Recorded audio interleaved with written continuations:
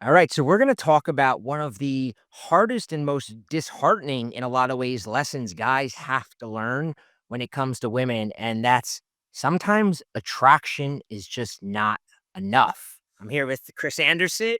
And Chris, explain what we mean by that. Attraction is not enough. First of all, I love that saying. We work with a lot of guys, and we work with a lot of older guys, especially, and they've really built up their attractiveness. They've had time, right? Age is an asset. You have status. You built your wealth. Maybe you're staying in shape. I'm working with a guy. He sent me his Instagram. It's him. His shirt's off. He's in great physical shape. He's at a waterfall. He dives off a cliff. I go, whoa, this guy attractive guy. Yet every girl he goes on a date or two with, these younger women, starts off great and they end up ghosting him and he's confused, right? This is a huge confusion for guys. And what I was telling him is hey, look, you're attractive and that's getting your foot in the door and that's getting these women in, but you're not giving them the other part of it, the hard part, and that is a challenge. Now I know what's funny is challenge really gets lumped in with everything else. It's like, hey, look good, flirt with her, escalate, and be a challenge, right? Like it's just like we throw it in. Like challenge is a totally separate category. It's a totally different experience. There's the attractive experience, and then there's this guy is a challenge experience. They actually, I'm not going to get into the science, but they light up different parts of the brain. This is a totally separate thing. You need to also be a challenge if you want to keep women. So today we're going to talk about 3 ways as you, an older guy, an experienced guy, can challenge a woman. It's like I can instantly think in my head of certain friends of mine who they're not male models, but they're attractive enough to you should be like, this guy should always have a girlfriend. He should, and they struggle. And what's funny is I was actually with one of them recently, and I was at an event with them. And I actually I have a friend, we like to talk about this sort of stuff. He knows what I do for a living. So we kind of analyze, situations. And I go, I finally figured out why. I didn't think of the word challenge in my Yes. sentence, but I go, he comes across too easy, right? Too eager, there's no mystery to him. There's no like, and he goes, yeah, that's it. And he used the word, my friend actually turned and goes, yeah, like there's no challenge. And it's very true that I think it's very confusing for guys, when a woman can find you funny, she can find you good looking, but something's missing. And a lot of times that missing ingredient is the challenge. Now, challenge, like you said, is sort of a vague word. It gets thrown around a lot. So what we're going to do in this video is we're going to get into what it means to be a challenge, a variety of different ways to incorporate this concept of being a challenge, different interactions, right? We're going to talk about how to inject it into your texting, how to inject it into your flirting, when you're with her, when you're not with her. How do you keep them always wanting a little bit more? Absolutely, yeah, and then this is fun stuff, guys, so we'll get specific so it'll no longer be vague for you. The first way to challenge a woman is to take her for a ride. Chris, what the hell are you talking about? Well, I'm sure you've heard of the emotional roller coaster. Bobby's talked about that a lot. A lot of guys ask me, a common client question is, how many days should I wait before I text her? Or how many days should I wait before I can ask her out again? And it's really, I can't put like a day on it. I don't like 4.5 days. I don't like doing that. It's more, you have to think of it as an experience, right? You want to take her on a ride. She has to go through all the different emotions, right? But clients will fight me on this. They'll be like, Chris, she's really into me. Why do we have to go slow? Why do we have to pace ourselves? So let me take you behind the curtain and explain what's going on, why we want to go slow. So first of all, in a guy's brain, he thinks a woman only wants one emotion, to be happy, right? I'm sure we've all heard happy wife, happy life. Your neighbor, come here, bud, let me tell you about women, happy life, happy life. Who says they only want one emotion? Who says they only just want to be happy, right? They want to go through kind of like these roller coaster of emotions. So here's what happens between dates, right? They go through many emotions. The first is post-date bliss. You go on the date, you're happy. For 24 hours, you're replaying the date in your head. But that kind of morphs into wondering time, right? Ooh, I wonder when Chris is going to call me again. I wonder if Bobby's going to ask me out again. You bring in the girlfriends, they discuss it over wine. But what's funny is this wondering eventually turns into frustration, right? Ding, the phone rings. Is it him? No. Is it him? No, it's some kind of scam link to click. No, it's not him. Right. And now you're mad. Now you're cursing me out in your head. Screw Bobby Rio. He's not cool anyway. I don't need to go out with him regularly. She's like pushing you out in her head. Now, this is such an important emotion, I tell my clients, because these are the moments she can crack, right? This is when she could actually end up texting you first, or This is the moment she could actually ask you out. Like, I've had this happen where, I wait a couple extra days just having self-control, and the woman calls me first and asks me out. So that's like a crucial moment. But what's interesting is once the frustration is happening and then you finally call her up or text her and ask her out, it's relief. Whew. You know what? I thought I lost Bobby. I thought it was over, but now I have him. And what's interesting is when you set up a date for a couple days later, another emotion kicks in, and that's anticipation, which is a very powerful emotion. Yeah, a couple things, right? And we'll start with anticipation because you really need to understand that human beings, men and women, right? We crave emotion. It's why we go on Twitter. It's why we scroll YouTube, TikTok, anything, right? We want something. Will it make us laugh? Will it make us angry? Like, and you say, well, why would you crave anger? Well, if you're going on like the news, right? You're watching the news to be angry, right? Because it's an emotion. It takes you out of the numbness of your daily life. One of the things that has become increasingly addictive for people is dopamine, right? Because you always hear that dopamine scrolling, you're on social media, boom, I got likes on this new post, dopamine, dopamine, I swipe dopamine. And what happens is that a woman really gets desensitized to it. So if you come along and she's not getting those dopamine hits from you, you're very easily forgotten about, right? It's like it's very rare nowadays a woman doesn't have other options. So if you're not creating that, then it's very easy for her just to just you're just a guy on her phone that whatever, right? She ignores you and you wonder what happened. The reason I bring this up and relate it to anticipation is because I mean there's been countless studies that anticipation actually creates more dopamine in your brain than the reward. So if you think Mm. about gambling, right? If you think about gambling, gamblers don't get addicted. If you spin the roulette wheel, it's that moment of waiting for where is that ball gonna land, right? And sometimes that ball most of the time it probably doesn't land on your number, but occasionally it does, right? But it's why that ball is like and you're watching it, where's it gonna land? That's the most addicting part of gambling. And how this relates to what Chris said is her waiting for your text. And Chris used waiting for the text. And I want to kind of add to this because I don't want guys to think this is just about not texting her. Because it also could be the way you text her, right? So you could text her something very playful, something very flirtatious, and then she responds to you, and maybe then you just sort of cut it off without she might be going, "Oh, he's gonna ask me out again," right?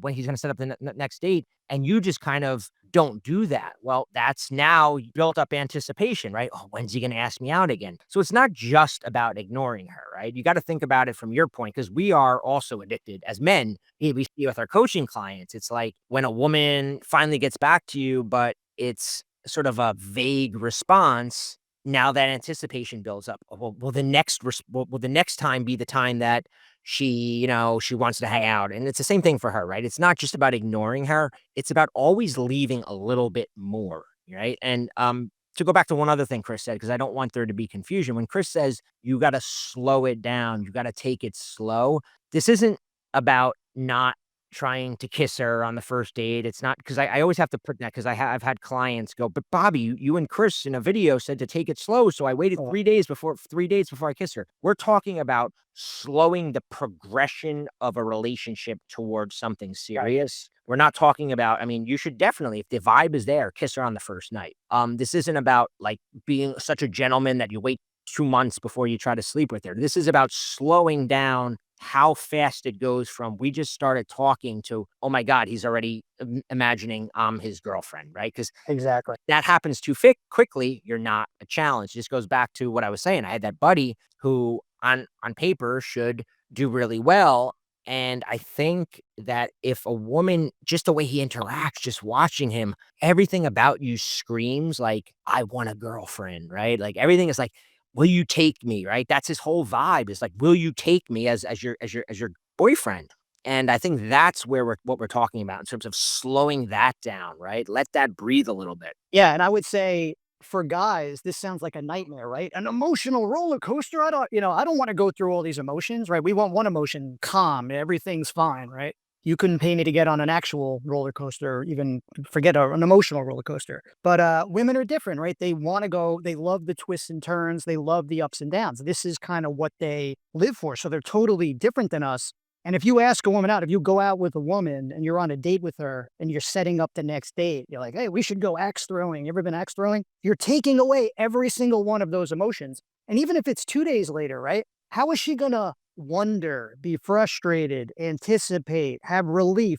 In 2 days, it's impossible. It's absolutely impossible to pack all those emotions. You have to let it breathe, give it some time for her to kind of go through all Yeah. that. I know I've told you this before, but I always bring it up because my girl has told me multiple. She still remembers this. She goes, well, the first 3 dates we went on, at the end of the date, you'd always go, "So I'll talk to you soon." And I wasn't even doing it like it wasn't like a tactic. It was just like, "Hey, talk to you soon," and it drove her crazy. Whereas had I been at the end of the date going, "So when's your next free day? Are you free next Wednesday?" It kind of takes away some of that anticipation, right? Now, talk to you soon, it's like, when's he gonna text? When am I gonna hear from him again?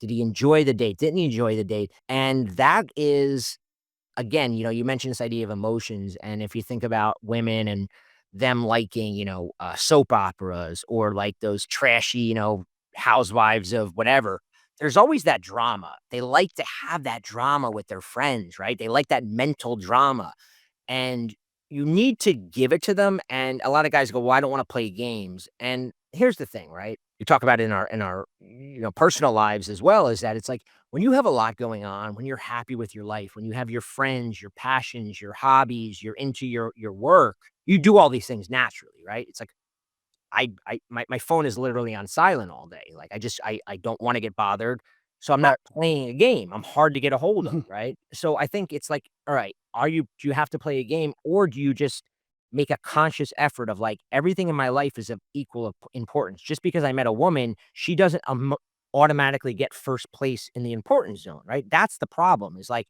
I've had clients where they have plans with, whatever, their dad, and they'll get a text from a girl going, "Hey, you wanna meet me at Chili's for a margarita?"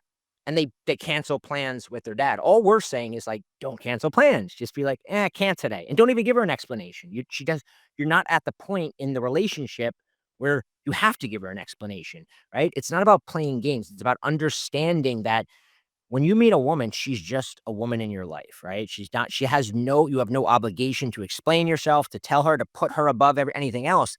And I think a lot of guys, and this is part of the eagerness, maybe a scarcity mentality, when they meet a woman they like, it's like they immediately put her in first place.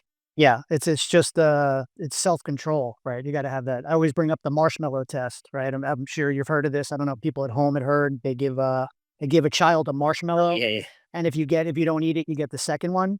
That's what a lot of guys go through, right? They wanna stuff that first marshmallow in their mouth. Instead of having the self-control, you get the second marshmallow, which is all the other good stuff. But when a guy gets into a new relationship, you wanna take it all right away. Everyone gets that feeling, but having the self-control, like you said, to just kinda live your life, have your hobbies, do your own thing, it's not a game, but she'll respond to that. So what do you think the next aspect of introducing a little bit more of a challenge is?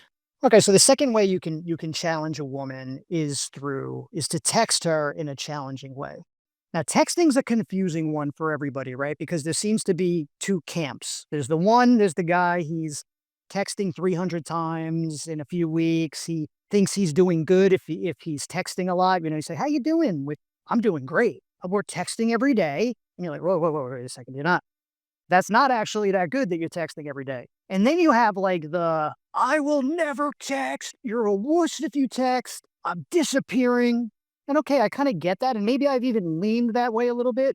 Then I started to realize like texting is also an opportunity to display a little bit of personality, to challenge a woman, right? Just being gone, yeah, it's kind of a challenge. But if she only knows you for a week or two, is she really going to go that nuts?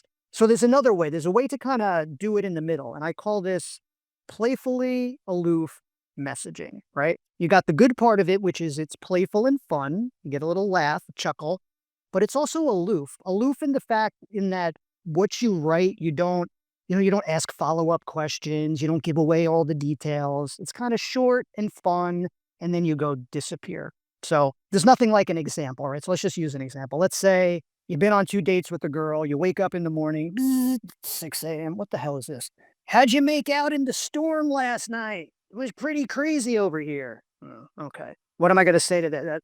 Yeah, it was, I heard some lightning and my dog was hiding under the table. How did you make I just had the same conversation with my hairdresser like 20 minutes ago. They asked me the same thing, and so did the guy in the dog park, and so did it's like, uh, Right. So you're just off on this 20-minute thing. yeah, That's how or you're starting your day. You're texting too much, right? So you want to do something playfully aloof. And again, listen, just a caveat. We might not have the same sense of humor, but to that, I'm going to write back, it's raining men, dot, dot, dot, hallelujah.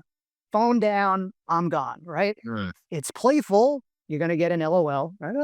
It's because it's different. It's funny, but it's aloof. I didn't give the details of what happened last night. I didn't ask follow up questions. I'm not eager to keep it going, but I also get credit for responding. I'm not ignoring, like I'm interacting. I'm hitting you and then I'm gone. So this kind of style of messaging allows you to display your personality, challenge her a little bit. I want more from him. I want more. What is the challenge really? You're not giving any details. And it's also a little aloof because it's like, well, he's not really trying to interact with me, yet I can't say he's not interacting with me. So it's a great way to kind of keep things going with a woman without overdoing it.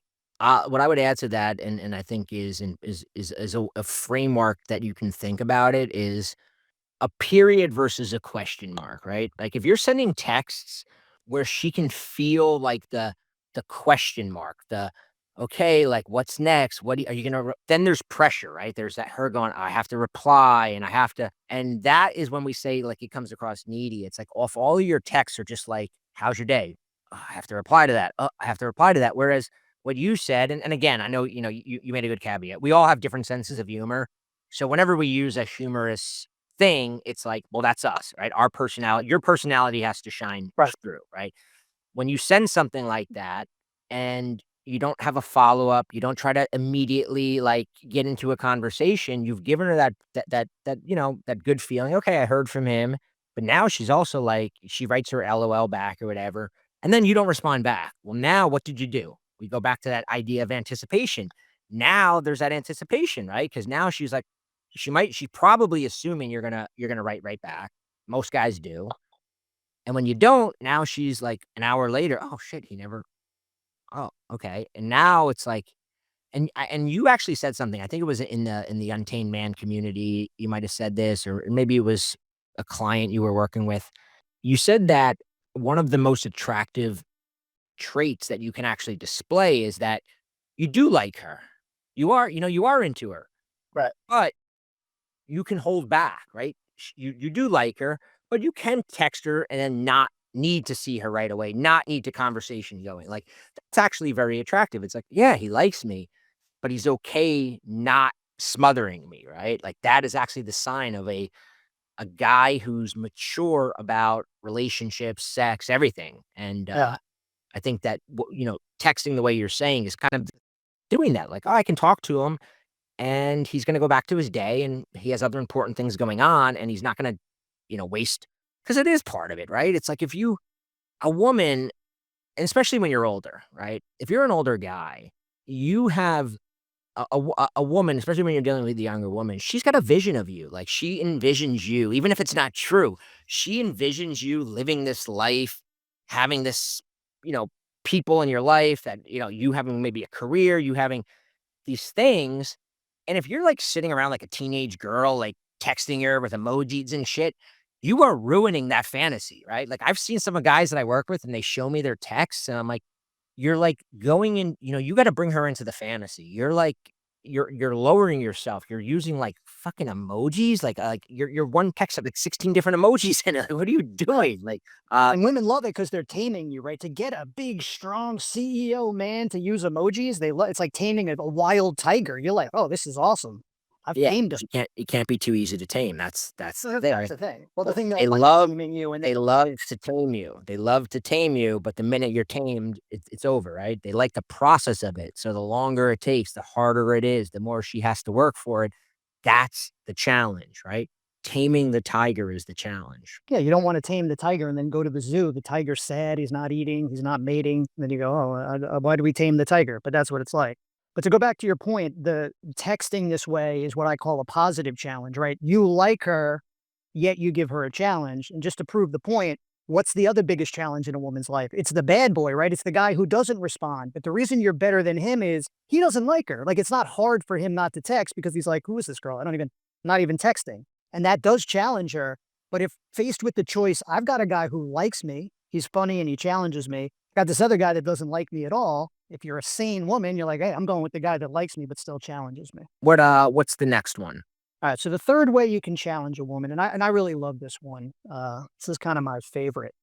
You can challenge a woman by having what I call a prize attitude instead of being an even Steven, right? So I've been coaching. I mean, we've been coaching forever, right? And there's something interesting we've kind of learned recently is when we started out, it was like there were guys who were obviously putting women on pedestals, a lot of compliments and gushing feelings. And you could easily point out and say, hey, you're doing that wrong. Don't do that. But what I've noticed too, a lot of the guys who weren't doing good, they weren't doing that per se.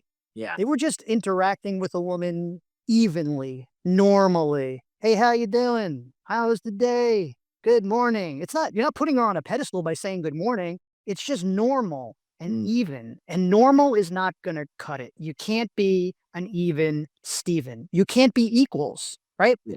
The nice guy part of you wants everything to be, hey, we're equals.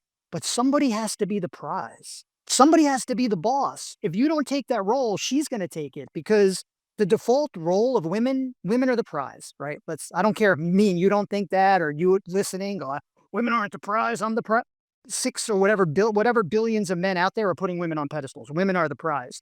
So if you don't flip that dynamic, she's going to stay the prize. It cannot stay even. You've got to have an attitude of, I'm the prize, you're chasing me. Yeah, you really have to put yourself into the position of a woman, especially nowadays, right? I mentioned earlier, she is being, even if she's not, if she's a social media attention whore, she's being bombarded beyond, she's the kind of, but even if she's just a normal good woman who's like single, she's probably on a few apps, she's on she's getting hit up. It's the guys at her work are like talk because You get more at Chipotle when she orders. She goes, let me get the.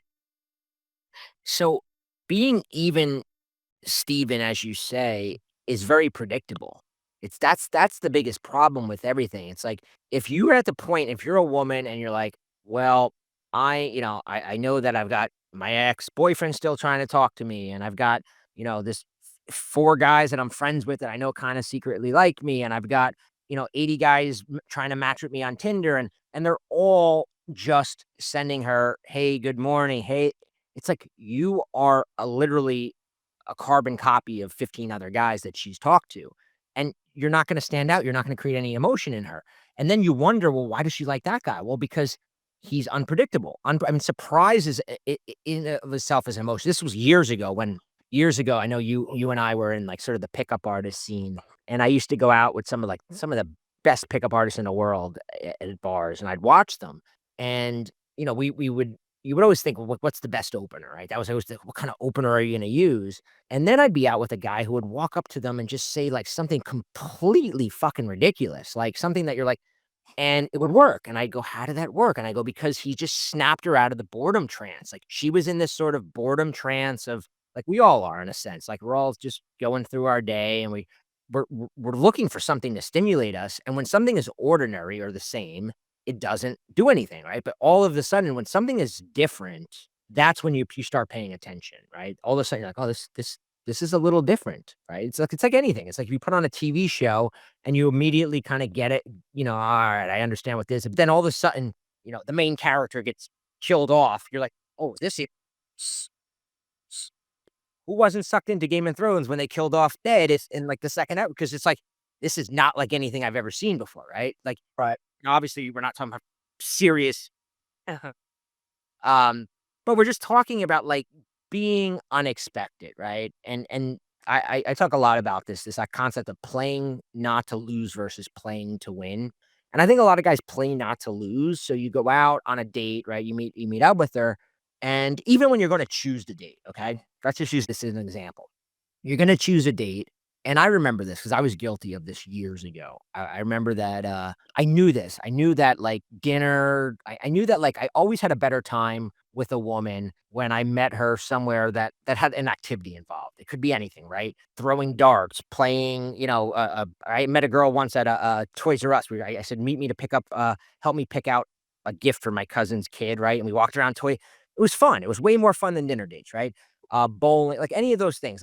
I knew theoretically they were the better date. But part of me would go, "Oh, is she gonna think I'm weird if I ask her to go play laser tag on the first date? Like, is she gonna think I'm weird if I'm playing not to lose, right? Even though I know that the better date option is gonna be taking her to a gun range, right? Like, I might like take her to a gun range, show her how like that would be if you're an older guy and you show a young woman how to shoot a gun, like that's playing to win, right? But our instinct is like, but I might lose if I do that, right? I might lose if I try to flirt too soon. I might come across creepy. You used to always one of your back in the day it was like you risk creepy. If I try to escalate too soon, I might lose, right? So we all have this I don't want to lose mentality, which is keeps you from messing up, but it also keeps you from creating any kind of emotional experience in her, right? Whether it's I use choosing the date, it could be like saying the first flirtatious comment. It could be introducing an element of, making a sexual comment at some point in the night, right? Telling her she looks sexy. Like you might go, well, if I tell her that, she might think I only want sex. Well,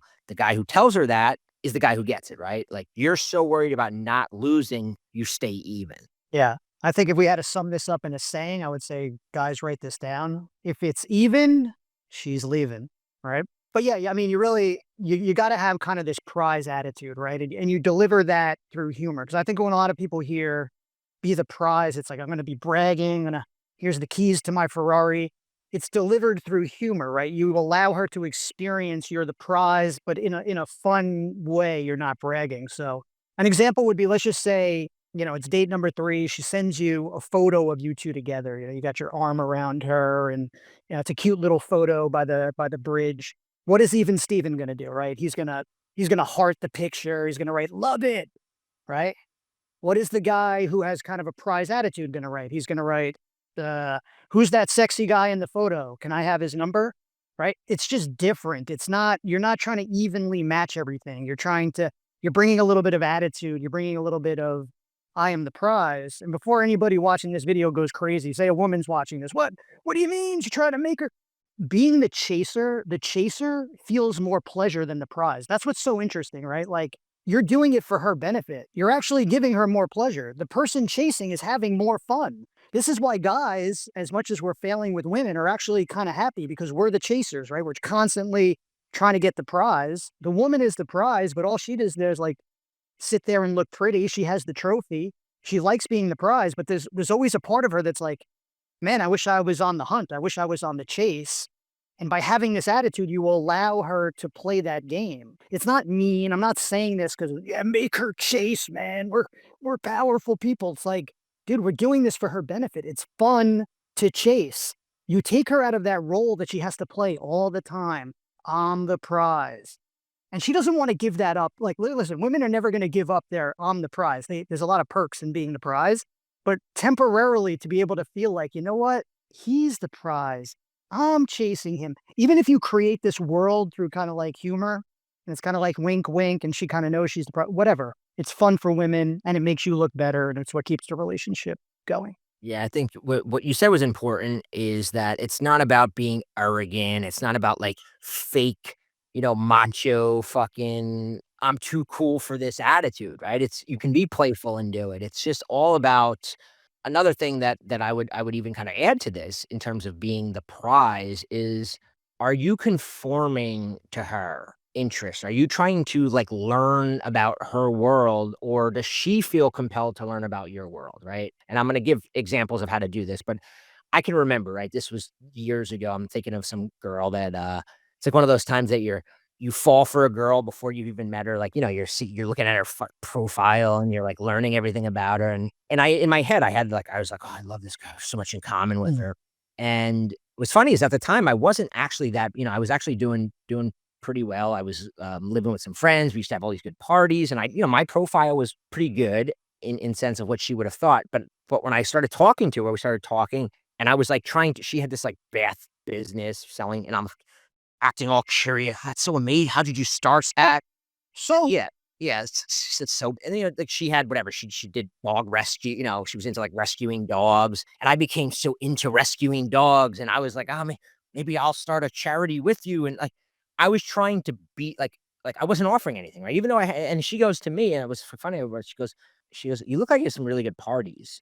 And I at the time, I had good parties, but I was like I was so trying to be this guy of like, "Oh, I'm gonna tell you how awesome your soap business is, and I'm gonna rescue dogs with you," right? Just because I thought that that's what was gonna win her over, and it actually bored her, right? Because now that I think about it, now that I've been doing this and it's, 15, 20 years later or whatever it was, you realize that half the guys contacting her are, like, talking about her dogs and her soap business and all that. Like, she doesn't want that. That's boring, right? And she's the prize in that situation. I got this cool stuff that you wanna be a part of. So and this would actually almost be a tactic I would recommend in general is have your standards, have your things, and talk about them, and like that's going back to being a challenge. It's like, well, if you have interest, if you have like an example that I use with myself is I love to read. I love to learn new things, right? I'm always reading. I'm listening to interesting podcasts. I love having discussion. So if I was talking to a woman,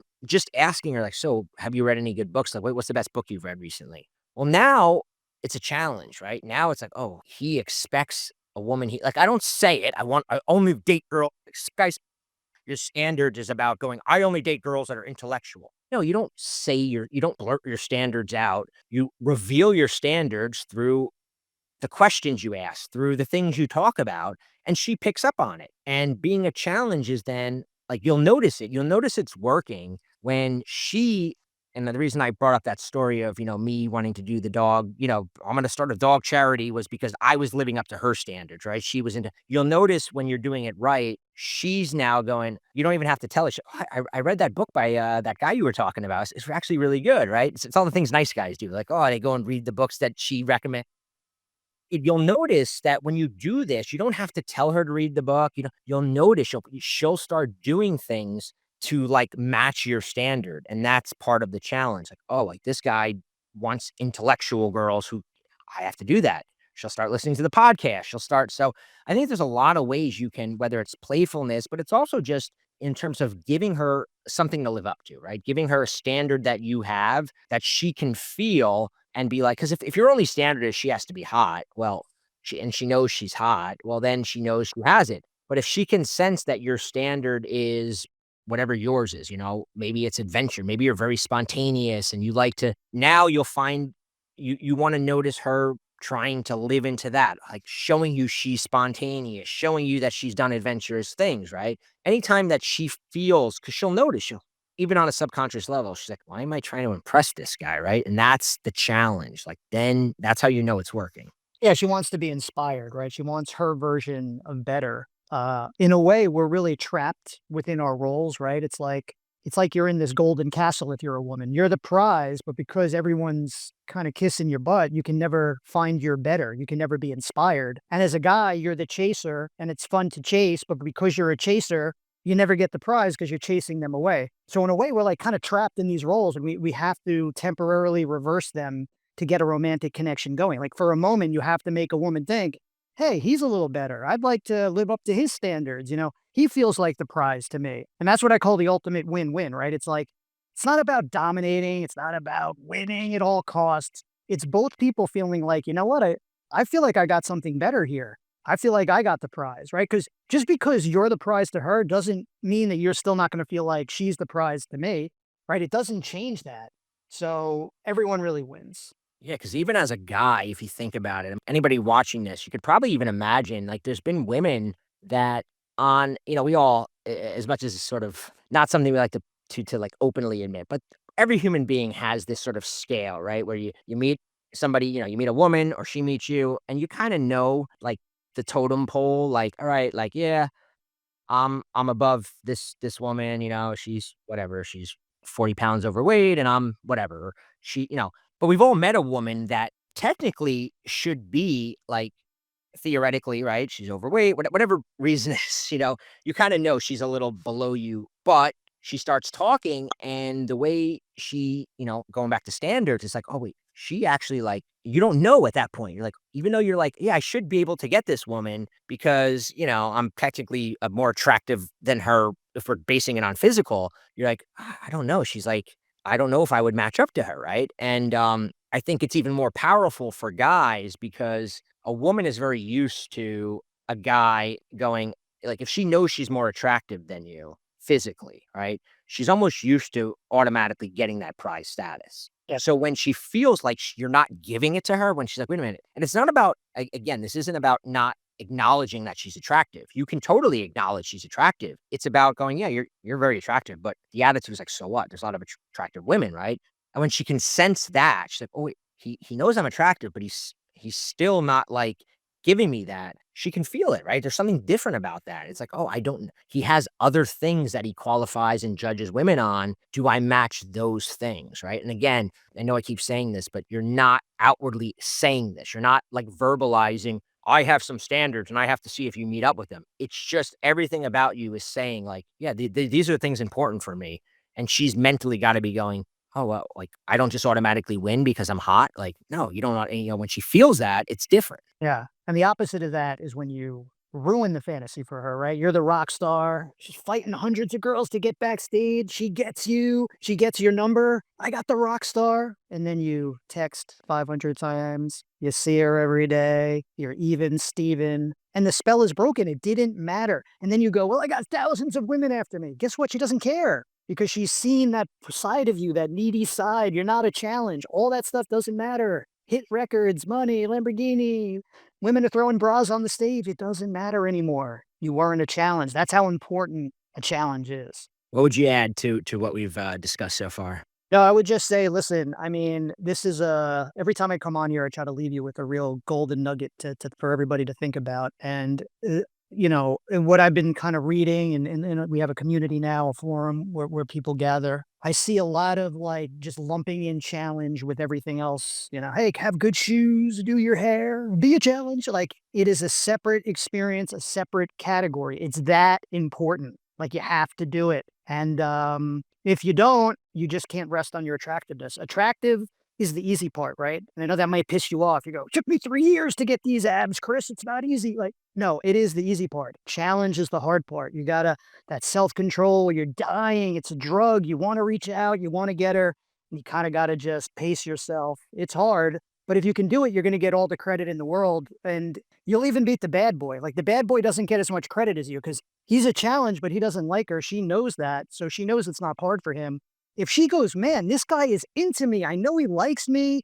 He wants me, yet he can pace himself and he challenges me. Like, how does he do that? That guy does not exist. Show me that guy. He doesn't exist. So if you could be that guy, you're just better than everybody. So Yeah, it's so true because I'm even as you're talking about the rock star, which is an extreme example, but what's funny is I've had clients literally say to me like, "Bobby, I'm this like I run the company. She's like the fucking catering girl. Like she should be worshiping me. Like I'm like the guy and like everybody knows me when I walk in, the employees are scared of me and she's the catering girl. She's like treating me and I'm like, "Yeah, because you're treating her like she's a movie star and she's the catering girl." Like, don't it is such a, ironic thing that it takes a while to kind of understand, like, just because you have the status, just because you might have the looks, and even if, a lot of times you might not have the looks, but you're very funny, you're very, you have a really great personality, none of that matters if she's like, can immediately go, "I already have you." What I do like to end, with is that you work with a lot of guys, and partly I'd like to quickly ask you like what would be something that has come up in a situation that you've worked with a guy where you've seen just that little element of being a challenge has impacted sort of the dynamic with a woman, and also just for the guys listening, what exactly do you do with these guys? yeah, well, the good thing about challenge is it's almost like a magic elixir, right? Because like one of our skills is like, and we've been studying this for, oh my God, it's getting like 20 years now. We've been studying this stuff. We can take that knowledge. This is kind of like to the coaching and get it in your head very quickly, right? Like, so we can take these concepts in a couple sessions now it's in your brain.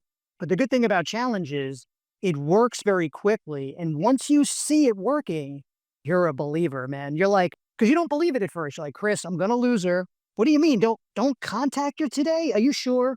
And once you see, you're like, oh my God, she asked me out, Chris. Now she's asking me on a date. She texted first. She's kind of getting worried. Once you see that, you're just like, you're all in. And now you could have fun with challenge. Like I've been doing this forever. So I've been a believer of challenge for, I don't even know how many years, but I have fun with it. I enjoy it. I look for opportunities to be a challenge. Oh, I'm at this party, you're with your girl. Yeah, let's go talk to those people over there. No, not to be mean, but just like, it's a little bit of a challenge and it's fun. Hey, I'll hold out a little bit. Maybe I won't text right now. Maybe I'll go the extra day.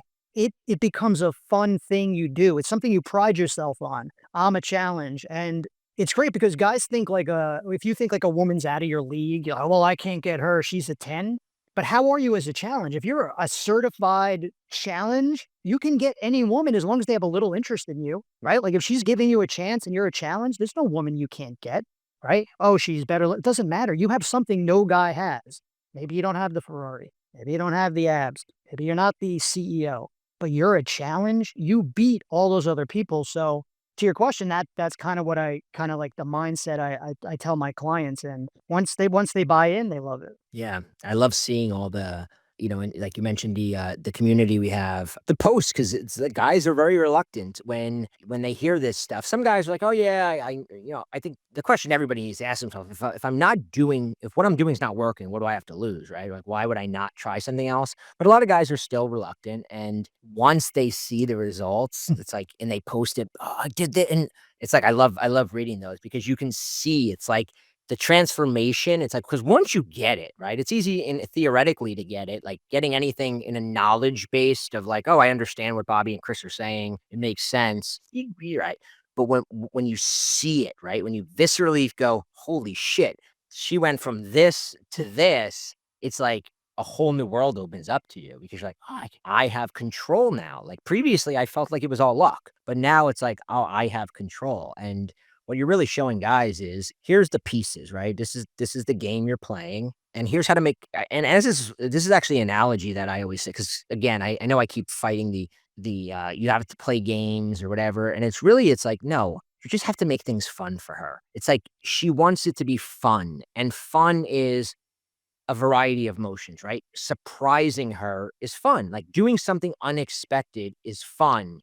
Frustrating her at times is fun, right? It's like you're giving her this experience. Like again, if you're watching a movie, if the whole movie is just good things happening to the main character and nothing, the movie's fucking boring. Well, it's the same thing, right? If there's no surprise, if there's no like all you're doing as a coach and what I've done is you're looking for these opportunities to go and you're able to spot them way better than a client because you've coached probably what thousand how many guys I can't even imagine how many thousands we worked with one on one, not to mention all just the forum guys and all that stuff. But it's like for them, it's like, well, how do I do it? They think it's so hard because it's like, well, they think it's this massive, like important moment you have to be a challenge. But what you do with clients, and I've seen you do it even in the forum, it's like you're able to just pick one little aspect of a text interaction and go, this is what you do, right? Like, oh, it's not a big, bold move most of the time. It's just Yeah.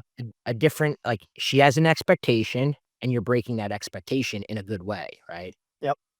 Absolutely. So tell the guys that might be interested, and we're gonna put a link below if you are interested in learning more about, working with Chris, which I highly recommend, but how does the process go for the guys that are like, "Yeah, what does this mean?" He's gonna create a strategy, a little bit more about it. Yeah, like we were talking the other day, really, we call ourselves coaches, but we're really more like strategists, right? We're diving deep on your case. You get a form, you fill out everything you got, goes right to me. I'm looking it all over. You can even send your text messages over. I get 300 pages sometimes of people's text. But really it's like a guy's text is like a historical document, right? It's like a record of everything he's doing wrong. And so there's so much to learn basically from what you've been writing, your communication style, your attitude, so that we can help you with. We plan out your dates. We make you feel more secure because now you have a plan. You know what you're doing. Because before you were just kind of winging it. And you try this, you did this, this isn't working. I think it's very comforting to have somebody that's by telling you exactly this is where we are. Here's the mistakes you made. people don't like that part as much. We have to go over the mistakes you made, but it's important so we never make them again, right? Like then we because everyone's like, "What do I do now?" It's like, "Well, hold on. Let's see what we did wrong, and then, we're gonna do that right going forward." But then we just get up to present day. Where are we right now? What's the deal? What are we gonna do moving forward? And we've just been having great success. Put the girl aside for a second, right? We're gonna give you the best chance to turn like, listen, we get tough situations, easier situations. We're gonna do our best to turn that around, and we do a great job. But it's more exciting, like, now you know for the rest of your life, you are not gonna go through this again. You are gonna know what to do. You're not gonna find yourself in this pain again and this hurt and everything you're going through. Like, it's just to me, that's just priceless, and, that's what's fun about coaching Yeah. guys. What I'll say about it is, and I've been shocked at this, is that a lot of times guys watch YouTube. I've had guys be like, "I've watched everyone," they'll hire me and I'll do coaching and they're like, "Bobby, I watched every one of your YouTube videos, so I know it all, right? I know it all. It's just this one girl. It's not, I'm doing everything, but it's just." And then I start examining. I go, "You don't know it all. You think you know it all, but you don't, because when I read, like, I'm like, an example would be just like approval seeking, right? It's like, I never seek her approval because I'm not complimenting. So I'm not, and I'm like, yeah, but everything you're doing is like showing her, like you're bending, you're canceling, like just little things that they don't realize is like breaking, like they think they're doing everything right because they don't have that eyes of looking at it. They're looking at it through a lens of like, well, I'm not doing the dramatically bad things, but it's not the dramatically bad things that kill most guys, right? Like most guys aren't making, like, I mean, I've made the dramatically bad mistakes in the past, and, those are the ones you remember and you laugh about, but those aren't the ones that kill most of the women that, like, left a date going, "Ah, that didn't work out." It's not 'cause you bought her flowers or you told her you loved her, right? Those are the funny stories that, we've all done, but it's because of the little things that you did, right? And then you don't see those little things, but a coach like you, a coach like me, and we're able to spot it, and like I mentioned earlier, once you spot it internally, that's when things really change. So I highly recommend, if you're in a position now or if you're just sick of fucking losing, it's like a lot of guys wait a lot. I think the big problem with coach, not to go on a tangent here, but I think it's like really interesting that guys wait until they fuck it up with the one they really want. And then they're like, I need coaching. It's like, if you'd gotten coaching before that, right? And this is like you and I always talk about it. And like we're both in very, very happy relationships. And it's like, that's like the number one thing in life. Like being happy in a relationship. I mean, that in, your family, your career, like those three areas, like if you're not happy there, so like why would you wait until you fucked it up instead of putting yourself in a position of like, if you're gonna go in a whatever, a jujitsu match, like train before the fight. Don't get your Right. ass kicked and then go, what did I do wrong? Oh, Talking about a UFC, cage match tonight. What should I do, Chris? Should I yeah, kick don't him? be Should yeah. I, Don't be like, yeah, you're 5 rounds deep and you never trained and now it's like, what's the move to it's like, no, uh, know what to do so when you meet her, you got it. And I think, not again, not to go on a tangent, but it's like, it's just one of those things that you don't wanna wait until you've, like, really messed it up because, you don't always get a second chance. It's better to be prepared. So, yeah, thanks, Chris, for coming on. Always enjoy these. And for guys, I have a link in the description. If you're already a part of the Untamed Man community, check out Chris. He's posts a lot of good stuff in there as well. So I'm happy. Leave us a comment below. We're always looking for topics that you guys want to see us cover in future episodes of these. So anything that you're interested in, even if it's just a sort of um, quick question that maybe we can get to fast in our next video or whatever, just leave it below and we'll tackle it.